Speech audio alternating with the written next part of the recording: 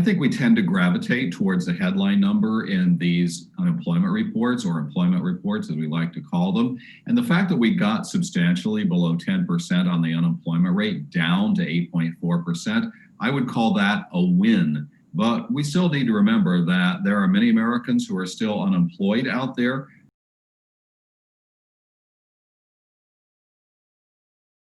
More than 200,000 of these jobs were temporary census workers. That's what we see every 10 years, hundreds of thousands of temporary federal workers being added to carry out the very necessary census. At some point down the road, they will come off the payroll, but that's just part of the comings and goings in the job market.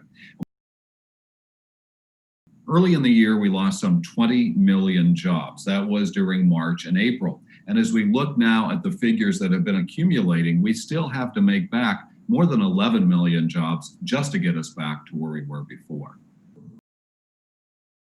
One thing that's very important here that we're seeing, some 3 million individuals were hired who basically came off temporary layoff. And those are among the many that we know that basically had to go to the sidelines as the pandemic began to roar.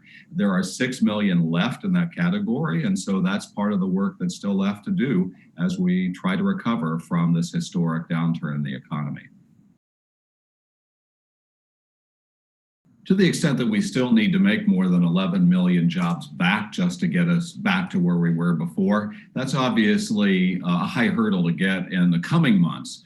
But I do think that one thing that will help to accelerate that process, actually a couple of things. The first one is, of course, the availability of safe and effective vaccines. And we know that that's coming, we just don't know when. The other part is, frankly, we need our elected officials in Washington, I think, to deliver the goods when it comes to another round of relief.